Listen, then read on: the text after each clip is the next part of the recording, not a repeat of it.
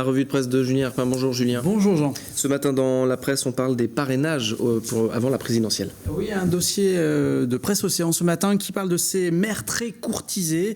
C'est la période effectivement où les candidats essayent d'obtenir les fameux parrainages pour être candidats à l'élection présidentielle. Et pour l'instant, le Conseil constitutionnel a validé une première salve de parrainage.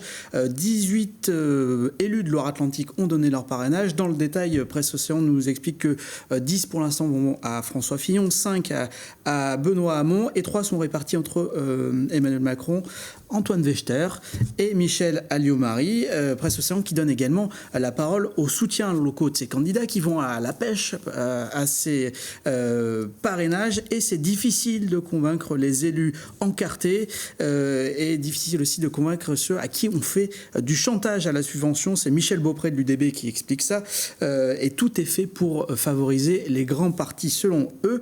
Et puis la parole également aux maires qui sont sollicités de toutes parts. 80 sollicitations pour certains maires du département. Et quand je dis que je ne parraine personne, dit le maire de Saint-Sulpice-des-Landes, parfois je me fais insulter. Ambiance donc autour de cette campagne présidentielle, décidément. Dans la presse ce matin également, l'hebdo Sévremen qui parle des ponts de Thoiret en réflexion.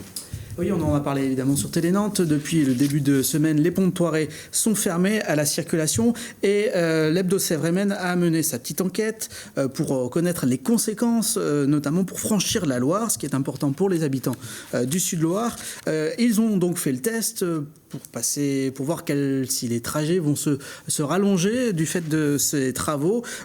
Test en passant par le pont de Bellevue le matin, et là plus 30 minutes de trajet, et le soir par les ponts de Mauves-sur-Loire, et là c'est un peu plus simple. Du coup, le hebdo de Sévres-Emen qui donne quelques conseils, comme par exemple utiliser le covoiturage ou des lignes de bus qui ont été rajoutées.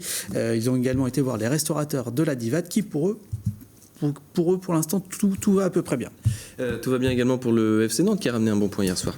Oui, on fait la tournée des journaux qui nous disent, qui reviennent sur ce résultat. Le FC Nantes arrache le nul à Bastia pour Presse Océan. De son côté, Ouest France parle de match nul inespéré mais frustrant pour les jaunes. Enfin, de son côté, 20 minutes retient le positif. Les Canaries ont de la ressource. On termine par une dernière petite image des gens qu'on connaît bien, ceux de Kokomo, la bombe rock nantaise. C'est dans Presse Océan.